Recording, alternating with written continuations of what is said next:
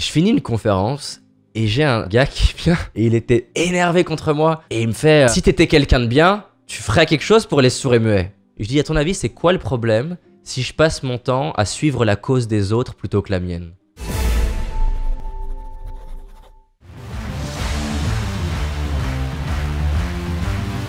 La langue russe, elle favorise pas la possession. C'est-à-dire que c'est très compliqué d'exprimer la possession en russe. Et donc c'est ce qui fait que par exemple les Russes, quand ils entreprennent, ils arrivent beaucoup mieux à entreprendre en anglais parce que la langue anglaise, elle favorise la possession. Et c'est pour ça que la langue anglaise, c'est la langue du business. En français, par exemple, on n'est pas une langue très orientée sur le commerce. On a tué à la Saint-Barthélemy tous les protestants et tous les commerçants.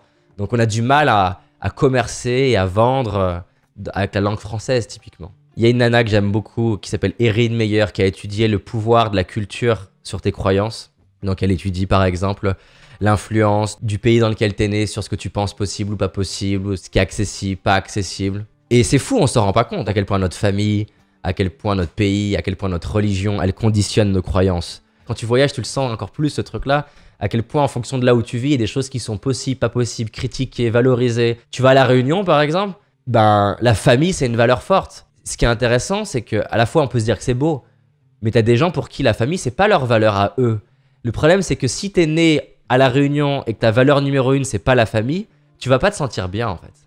Tu vas pas te sentir bien et tu vas avoir tendance à vouloir mettre la famille en numéro 1, pas parce que ton cœur te dit que la famille c'est important, mais parce que ta société autour de toi te dit que la famille c'est important.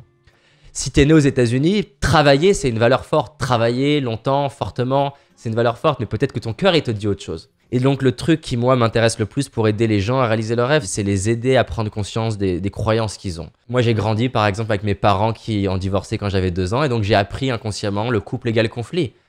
Et j'avais beau mentalement me dire je veux être en couple et je veux m'engager, profondément en moi j'avais associé couple égale douleur. Et les gens se rendent pas compte à quel point leurs croyances dirigent en permanence leur vie tout le temps. Et à quel point on est plutôt des automates plutôt que des personnes libres. Et c'est ça qui est fort avec l'être humain, c'est qu'il est capable de se regarder lui-même et se dire tiens, cette croyance, elle était top jusqu'à maintenant, mais j'en veux plus en fait. C'est la croyance de mes parents, c'est la croyance de ma société, mais c'est plus la croyance que j'ai envie d'avoir.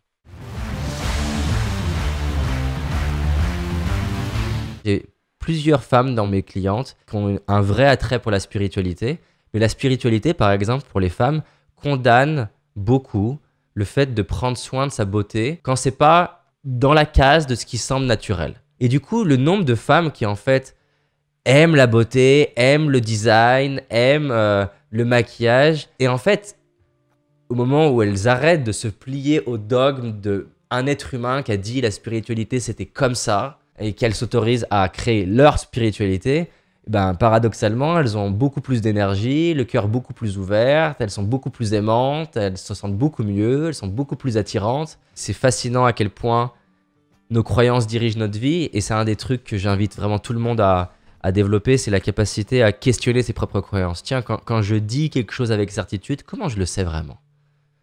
Comment je sais que telle chose n'est pas possible? Comment je sais que telle chose est comme ça? Et ça passe par questionner ses mentors. Ça passe par questionner les gens qui t'inspirent aussi. De pas prendre les choses comme une vérité. C'est pas parce que Gwenka, il a une charge contre l'entrepreneuriat, alors qu'il est entrepreneur, que moi, je peux pas entreprendre et que c'est mal, en fait. Et donc, c'est important de prendre ce que j'ai envie de prendre et de questionner les croyances qui me sont dictées autour de moi. Je finis une conférence et j'ai un gars qui vient et il était énervé contre moi. Mais vraiment énervé, je le connaissais pas. Hein. Donc j'étais assez intrigué d'avoir un mec qui est autant énervé contre moi alors que je le connais pas. Et je lui dis qu'est-ce qui se passe? Et il me fait elle était top ta conférence, mais qu'est-ce que tu fais pour les sourds et muets? Je dis ben je sais pas, qu'est-ce que tu veux dire? Il me dit ben si t'étais quelqu'un de bien et que t'avais vraiment du cœur, tu ferais quelque chose pour les sourds et muets. Qu'est-ce qui fait que tu me dis ça? Il me dit bah parce que pour moi c'est important la cause des sourds et muets. Et je lui dis ben ce que je te propose, c'est que tu viennes dans mes conférences et tu fasses quelque chose pour les sourds et muets. Et il me fait non, c'est à toi de le faire, parce que si t'es quelqu'un de bien, tu vas faire quelque chose pour les sourds et muets. Et je lui fais tiens, c'est intéressant ce truc-là, parce que tu sais que à chaque conférence, j'ai quelqu'un qui vient me dire un truc similaire, sauf que une fois c'est les sourds et muets, le lendemain c'est les sans-abri, le lendemain c'est les enfants, le lendemain c'est les animaux, le lendemain c'est l'écologie. Je dis, à ton avis, c'est quoi le problème si je passe mon temps à suivre la cause des autres plutôt que la mienne? Pendant longtemps, tu vois, j'étais pas bien avec ce truc-là parce que je me pliais au dogme que, vu que je suis dans le coaching, je suis censé être un saint. Un saint qui fait tout parfait. Et c'est la pression, tu vois. Du coup, t'es pas bien parce qu'en fait, t'es un être humain. Donc, quand tu lis la vraie histoire de Gandhi, tu te rends compte que Gandhi, c'est pas la légende de Gandhi, hein. Gandhi, il y a plein d'endroits où il était loin d'être l'homme illuminé. Einstein, c'était pas un père incroyable. Mandela, il avait des gros problèmes dans son couple. C'est juste des êtres humains, tu vois. Mère Teresa, elle avait tendance à mentir pour essayer de récupérer des dons.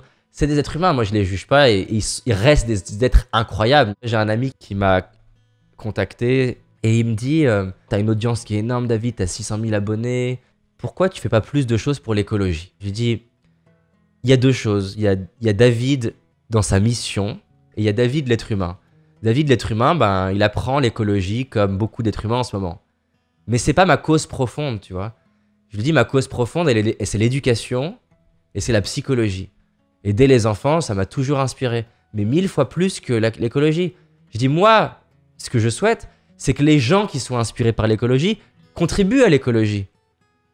Et que les gens qui sont inspirés par l'éducation, bah, ils contribuent à l'éducation. C'est nos croyances qui vont nous empêcher entre autres de connecter à ce qu'on aime parce qu'on n'assume pas en fait. Parce qu'on se dit non, ça c'est pas bien quoi. Mais j'invite vraiment les gens à questionner leurs croyances. Pourquoi je crois tel truc? Et pourquoi je croirais telle personne? Même mes clients qui sont religieux, je les invite à questionner leur religion et à customiser, à créer leur religion sur mesure. Je suis inspiré par Giordano Bruno qui a eu le courage de défier la religion et dire que la Terre était pas le centre du système solaire. Il s'est fait condamner en Italie, condamné en France. À la fin de sa vie, il a le bourreau devant ses yeux et il lui dit « Vous avez plus peur de me tuer que moi de mourir parce qu'en me tuant, vous allez délivrer mon message au travers des siècles. » Et c'est le cas aujourd'hui. En Italie, ils célèbrent la vie de Giordano Bruno. Je souhaite vraiment que les gens suivent leur cœur et arrêtent de se plier aux dogmes parce que les dogmes, ils ont été créés par d'autres êtres humains. Ça veut pas dire qu'il n'y a pas de truc à apprendre, mais ça reste être humain. Gandhi, c'est un être humain. Mandela, c'est un être humain. Donc je prends ce que j'ai envie de prendre. Et si ça te va pas, bah tant pis.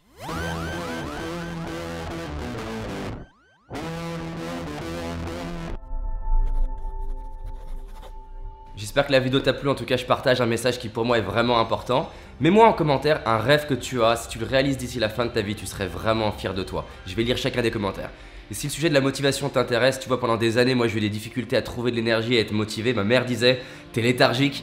Et j'ai découvert un principe qui m'a beaucoup aidé, je l'ai appelé depuis la motivation induite. J'ai créé un guide qui s'appelle le guide pratique de la motivation induite. Voilà, ça a aidé déjà des centaines de personnes. Si ça t'intéresse, tu cliques juste sur le bouton qui apparaît, je te l'envoie gratuitement. Vraiment, ça va t'aider et ça change encore une fois la vie de dizaines de personnes. En attendant, je te dis à très vite et surtout rappelle-toi, cette année, c'est notre année.